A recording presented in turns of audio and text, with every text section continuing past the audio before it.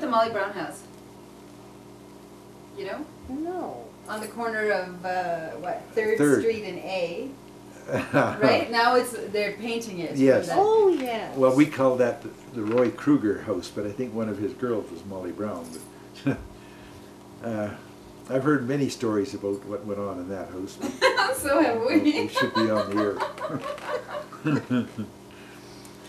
But what was it, when you were growing up, what was going on in there? It was another derelict. It was? It was. Well, I think somebody lived there, but nobody had any money to do anything. The places were just falling down. Mm-hmm. And it was a pretty decrepit town. The whole area was depressed during the 30s especially. Mm-hmm. But where the Abbey Manor is now was the city dump. Oh, yeah? But there was nothing in it. People didn't throw things away. In fact, if they did, somebody else would be down there 10 minutes later to pick it up and take it It home. sort of still happens like that if you But, go up to the dump now. It's funny that people talk about recycling today as if it's some new thing. Right. Well, in the 30s it was, there were serious recycling. Nothing was, if they could get any value out of it at all, they wouldn't throw it away. That's interesting. But, yeah. How about you, Mrs. Tinkess? I want you to tell us about you coming here to Caslow. From where and why? Oh, that is a funny story. It was late 1948 when a classmate of mine, actually it's Gwen Morton that lives up the hill, she and I decided it was time to leave Toronto. We had just completed training at the Toronto General Hospital.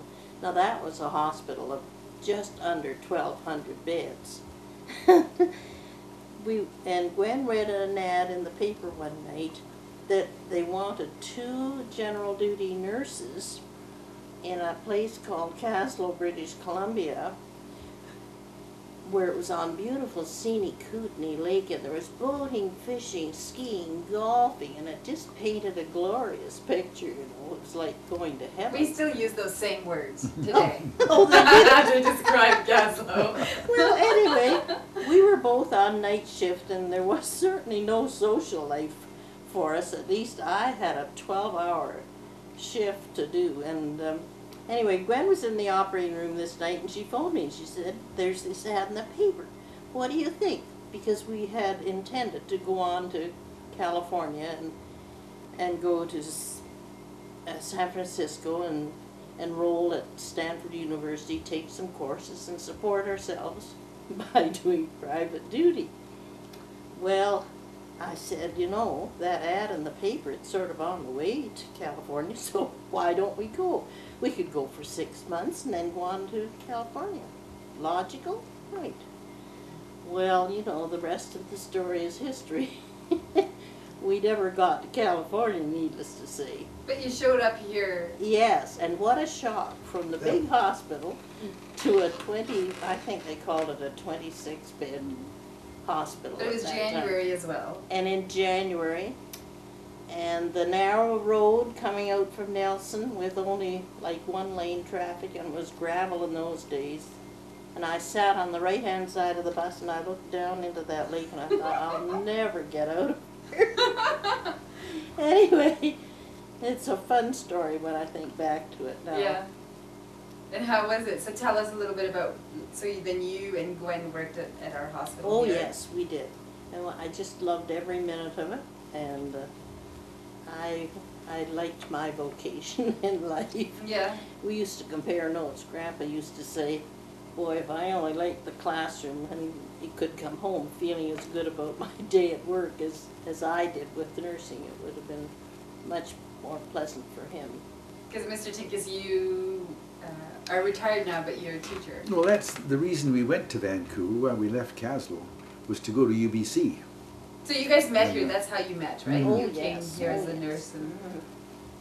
And The Kootenay Florence mine was operating at the time, in 1949, and I was taking a crew to work one night, and my friend in the car with us, Jim Havercroft, had his wife up in the maternity. She'd just presented them with, I guess it was a daughter, wasn't it? A daughter, yes. So, and it was Valentine's Day. So Jim said to me, would you take this box of chocolates up to Helen in the maternity ward? So I knocked on the front door of the hospital, and Ruth ushered me in, and she let me go up to the maternity ward, which was against the rules. And she had second thoughts a little later and came up and threw me out because Ruth, that's your Yeah, first name? that's Yeah. right, yeah. because that's against the rules to have anybody but other than family members Right. in the maternity. Anyway, that's how we met. But, And 2.5 years later, that's when we were married in September 1951. So we've been married 57 years. And we've lived in the same house in Burnaby for 54 years. Now, Huh. just think about the garage sale. You When should it's tell time. us when you have it. I'm sure we could take a busload of people that would love to go. but we've been back to Caslow since 1951, almost every year, except for those years when I worked on the railroad. During my university years, I worked in the dining cars, Vancouver to Winnipeg. And then in 1952, I got a job here with BC Forest Service in Caslow as the foreman of a trails and bridges crew. Oh yeah? And I was allowed to hire my own crew. Well, one day Ruth and I were out at Mirror Lake to visit Doug Abbey, who was also a University of Toronto student, and his friends from U of T were there. One was a dental student, one a medical student, and the other a theologian. And they were heading to Vancouver, and I said, well, what are you going to do then? Oh, we're going to get a job. Well, I said, I'm looking for a crew, so how about working with me? And they did. They came back from Vancouver and were on my crew. I had a few local people as well. I think there was about an 8-man crew. And we started on Schroeder Creek. And that trail went from the highway, where the highway is now, over the top to Retallick. Oh yeah? So we could still find traces of it, so we weren't just flying blind. We managed to see where the old trail was, and we cleaned it out. Then we went to Lendrum Creek above Ainsworth, and then Coffee Creek, and finished up over at Fry Creek. We went almost up to the divide between the west and east Kootenay. Oh yeah? That was a fun summer. We lived on $20 a month each for groceries.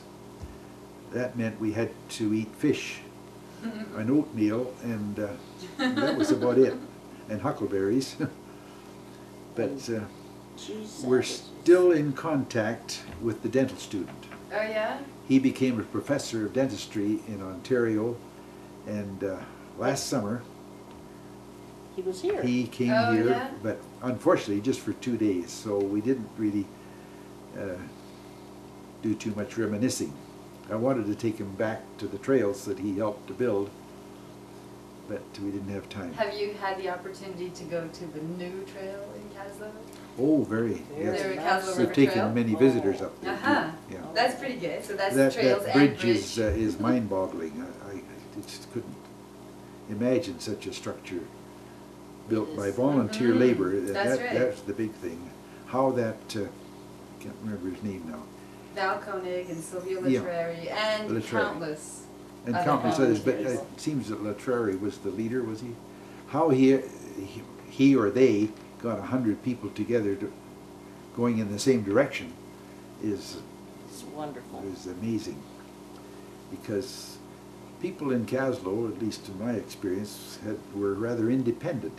They didn't all pull in the same direction all the time. So there was Well- often a division.